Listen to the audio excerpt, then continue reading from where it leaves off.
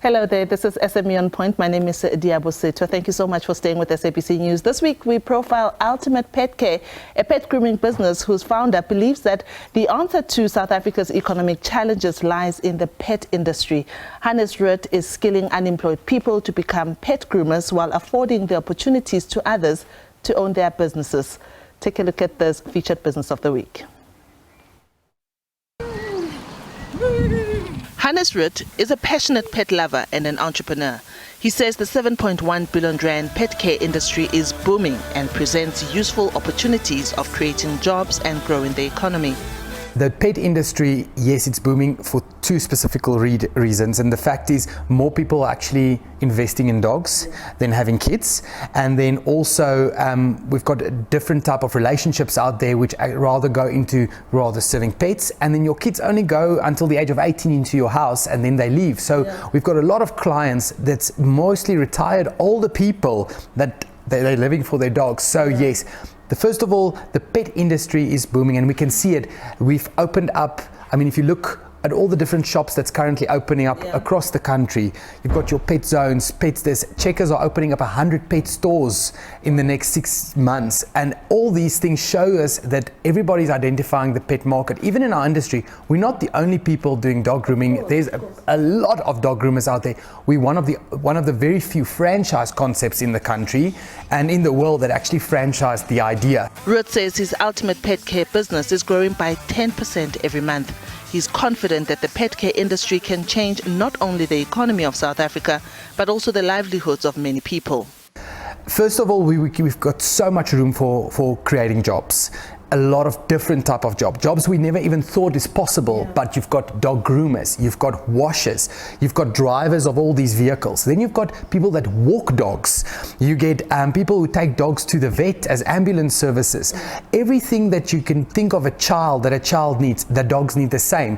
We've got like the school, the doggy school, we've got the daycare facilities, you've got people that's looking after the pets every single day. So I believe there's so much room to create jobs in this industry, first of all, and that will definitely help poverty.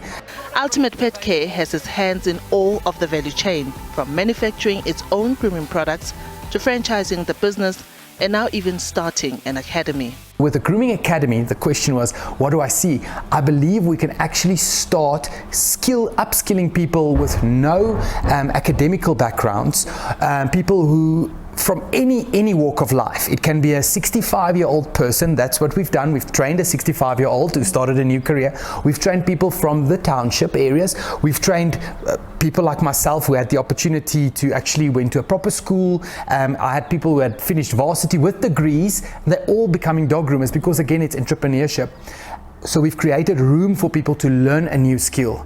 And this skill would be able to give you income through a franchise concept or starting your own business or maybe even using the skill to go abroad. And that's all that I see through the academy. With the pandemic having changed the lives of many and also led to the demise of some industries, Roodt says his business saw the biggest growth during that time. In March 2020, the business only had 8 franchises creating 180 jobs. This has since changed and grown to 64 franchises. But this exponential growth did not come without its own challenges. The hardest part for me from growing was that if you grow exponentially, the reality is your infrastructure should also grow and in today's day and age, I believe your IT is very important. So we've been spending the last 6 months where we actually stopped selling franchises just to build the infrastructure of the business. And I can say that we are about a month or 2 out, and then our infrastructure will be so good that we can actually launch overseas. And March next year will be our first international launch where we can actually host the IT from South Africa and facilitate it anywhere in the world. Roodt's dreams go beyond creating jobs and growing the economy. They extend to helping people overcome their fear of dogs. Here, they will educate both young and old about building a safe and loving relationship with our four-legged friends. He says the saying that a dog is a man's best friend will always ring true. Diabosito, SABC News, Johannesburg. Thank you so much to Ultimate Pet Care for sharing their story with us here on SME On Point. We do encourage you to get in touch with us on our Facebook page, which is at SME On Point. We're also on Instagram at SME On Point. Let us know what you think of our featured business of the week, and we'd really love to hear from you. So internet connectivity in the country's townships is set to get a boost thanks to established businessman and entrepreneur Vuyani Jarana. At the beginning of this month, the former SAA CEO launched a startup company that aims to provide affordable broadband in the townships and rural areas. But to find out more about his value proposition, I'm joined by Vuyani, and he's the founder of Ilitha Telecommunications. Welcome to SME On Point, Mr. Jarana. From aviation to telecommunications, how's the other side? Yeah, look, it's quite good. Bear in mind that most of my time I spend in telecoms. Aviation was a small stint of 18 months. And I've always created products that are more impactful even in my previous life. So coming this side, starting up the operation, it's quite a good thing because we see possibilities for township people, for rural people to actually literally leverage the internet to create jobs and really change the livelihoods. Yeah, you're coming with a unique value proposition, a pay-as-you-go model, and you've already piloted it in Tanzania Township. Tell us about how exactly that works and how different it is from what we are currently using. Yeah, thank you very much. I think most people, they talk about prepaid, but actually it's not truly prepaid. It's almost like a no contract. So you pay me $4.99 and then no obligation. You pay and you get the service. What we've done, because you understand the sociology of township living and living in rural areas, because you come from there. So we have packaged our proposition to be consumed daily, weekly, monthly. Okay. You would know that if you buy a train ticket from the township, you can buy today for the week and for the month. So that's the first thing we've done, and which means the billing system is quite dynamic. The second thing we've done, we also understand that families are not of the same size. So you shouldn't buy the bundle or the access that is for a bigger family when you live alone. So we've also put a proposition for somebody with a single device will live alone. A small family with 3 people, 3 devices, you pay less per month. And then a fully fledged family, you pay about 10 rands a day, which makes it to about $2.99. Effectively, it's at an effective rate of 1 rand per device per day if you buy the 10 rand per day solution. That's quite low cost. 20 megabits per second, up and downward stream. Yeah. Really super fast, good quality product. That's what we are doing. But I know that a lot of people who reside in the township, they have a big issue with regards to the downtime. Certain ISPs who already have penetrated the township market, they really, I think they're struggling. I'm not sure whether it's the issue of infrastructure or what it is, but the issue of downtime is really a big one within the townships. How are you going to circumvent and to make sure that people always have internet at all times? So keep in mind that our fiber network is the way we deliver to township. We don't deliver through radio, where if the base station perhaps is vandalized or there's no power, it goes down. It's a passive network, largely using light as a carrier inside the fiber itself. So we have our ONT, which is the main distribution point into the township, fully secured with battery backup 24 hours and with solar as well as with grid electricity.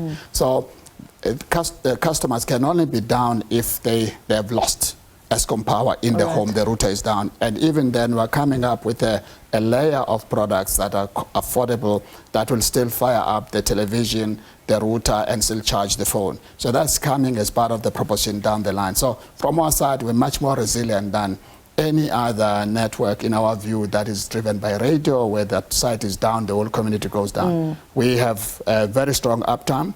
You will only be down if your home doesn't have electricity. Yeah, well, we are also in a load shedding era, so that means that's likely to happen. But you've rolled out about in 5,000 homes in Tanzania. What lessons have you learned with those 5,000? And I know that you've got a plan to roll out nationally, but so far, what have you learned about rolling out in these communities? Understanding the extent, the intensity of community engagement, the fact that actually you can deliver a quality service using SMEs. We've employed conducted a myriad of SMEs there. The fact that you can deliver the fiber without heavy mechanization. In fact, we use no mechanization at all. We use people, which is a huge job stimulus. But also the the use cases, you also discover the type of devices are in the township. Some of them are quite old, some of them have not been updated for a long time because of the cost of data. Yes. Once we bring in the low-cost, high-speed internet, we start to upload Google Chrome and all of that, then they start to be able to attach and people start to use internet. So even though people had the internet, they were largely using WhatsApp because then the cost of updating software is quite chunky. So with us, then you open the pipe, so people are almost leave the town to be on the current stage of the version of software that allows us to use the internet. We also see possibilities there. A lot of young people now with PlayStations, so they are starting to do peer-to-peer gaming, which is something quite unique in a way and quite developmental, because when people play using console-based PlayStation, young people, you improve the hand-to-eye coordination and also decision-making on the spot, because this thing of fast-paced decision-making when you play a game with a peer sitting elsewhere, could be sitting in China, but they are doing peer-to-peer. It's happening from Tanzania. So it's all positive. I think the demand for service is there. The key thing is to make sure that you provide quality product at the price at which people can afford. And also you don't make people buy a product that they are not going to use. There's no breakage. You buy for today if you have got money to buy for today. You buy for a week, you get a bit of discount. Also you buy for a month if you want to get a much more bigger discount at the face of a daily voucher. Usage voucher. Do you see a lot of more entrepreneurs and small businesses now starting to mushroom because of the reliability of data, particularly in the Tanzania area, because government has been in that mode of the township economies and making sure that they support small businesses, but connectivity obviously plays a very important role. I mean, if you are unable to log onto the internet to be able to create your invoice or a quotation, it becomes a setback. Do you see that changing the landscape of entrepreneurship, in particular in Tanzania? So we've just only started, but we see a lot of possibilities. Now we're starting to see small businesses, the saloons, the taverns, the ones that have got that have their patrons staying longer in the home, starting to look for products that are going to help them to be more innovative. I think that with the internet being at that level of affordability, small businesses are going to come online and the possibilities are endless. But also, there's a possibility to look at young graduates who have started education graduates, to start create multi-tenant learning schools for them to be the au pairs without going to Amalinda, to going to Beacon Bay. They can teach the kids from the home because internet is affordable. It's almost close to nothing. I mean, 3 rand a day for a single individual who uses a single device. It's unheard of, but we are doing it. The commercial model stacks up quite well. Right. Before I let you go, yesterday I attended the South Africa EU dialogue facility. It was hosted in Pretoria, and one of their themes is looking at innovative financing solutions. And I'm keen to hear your experience about your journey in getting finance to the startup. Did your background in any way maybe help you to overcome the hurdles, or did you go through the same challenges that every other entrepreneur goes through? No, it's the same challenges. I think you go through the same, even if you have some market credibility, if you like, but you still go through the same. The biggest thing that is a single stumbling block, especially for black people in the country, is lack of equity. So the lack of equity, if you have got the great idea, then the current financial construct of setting up a business is a capital structure that has debt and equity. So before you get that, they say, where is the owner's equity? But how do you, I mean, if black people break into democracy with no economic base, how are they all of a sudden going to have these millions and millions? And it doesn't only affect the big business. Even the small young person who want to start up, equity is equity. That's why we have to think about creating a fund that is going to back black and young ideas to get into business. Otherwise, people have their ideas, but they don't have the financial wherewithal to see them through. So we're going through that process. The business case takes well. We've got the backing. We continue to look for impact investors, not people who are only looking for extracting value. You have to know we are going to a market that we're enabling. We give you good returns on investment, but we are looking for somebody who takes a medium to long-term view in terms of return expectations. Otherwise, the prices rise up and we exclude a myriad of people. We connect every home in the township. We don't cherry pick and say, you've got money, you don't have, because in the economics, we're able to trade and make it work. You have to be inclusive also. Inclusive. We leave no one behind. Right. Mr. Vuyani Jarana, he's the founder of Ilitha Telecommunications. They've just launched a startup company that aims to provide affordable broadband in the townships, and he's been joining me in studio right here on SME On Point. Thank you so much for your time. Thanks for having me. All right, we're going to take a quick break, and when we come back, we'll be giving you another story about that SAA EU dialogue that I've just been asking Vuyani about, and his views on how innovative financing can be structured, particularly in the South African entrepreneurial ecosystem. That will be coming up right after the break.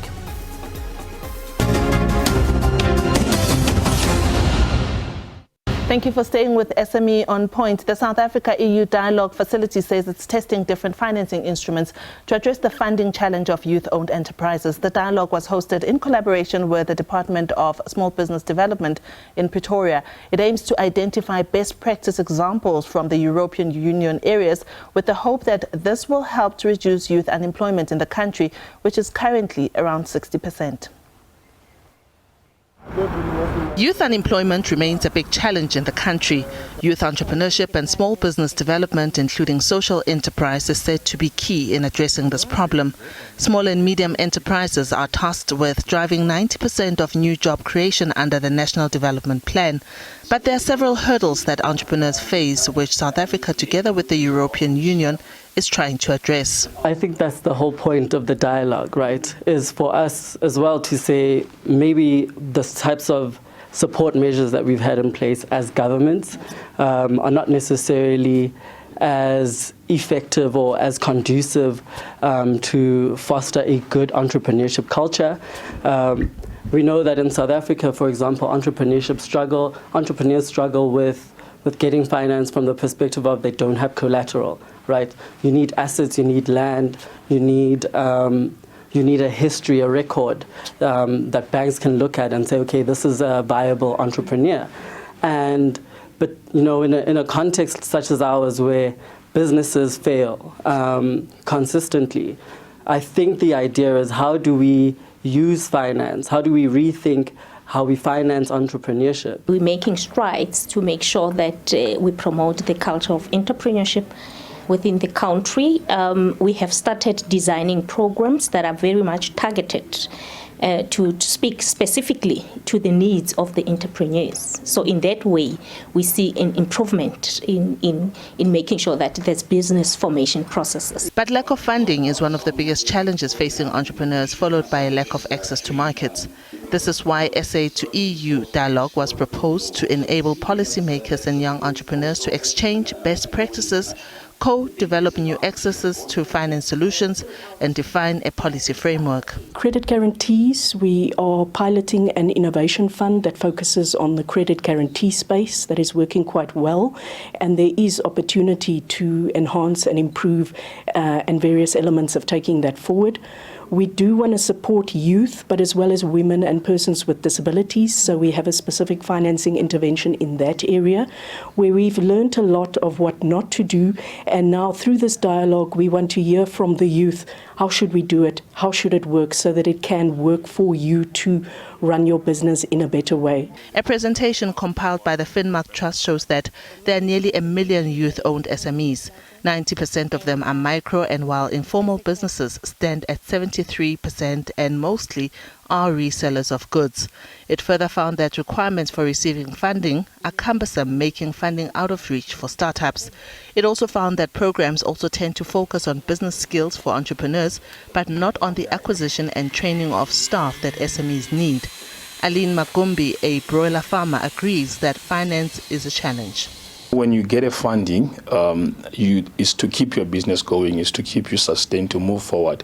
But if there's too much initiative on the repayment and they tight you down, you're unable to move forward, whereas the aim of funding you is to grow your business. So I think they need to look at that, so that when they give you funding, they give you that space where you want to go. Like for instance, for us, we started with a broiler farm, and then an opportunity of an abattoir came through, and then we had to took the capital and put it on the abattoir and procure an abattoir. But now we also have a repayment that we need to do. So those are the things maybe we need to look at it, so that at least when they fund, they must also have a vision of saying, we're not just funding a business, we're funding a future thing that can run and be sustained. So they need to work with us in that. Some of the recommendations include exploring mechanisms to build youth business skills through mentorship, as well as assessing the effectiveness of integrated funding and skills development programs, among others. Diabosito, SABC News, Johannesburg. And that's your SME on point for this week. I'll be back again next week with another dose of SME on point. But for now, we take a quick break and we'll be back right after this.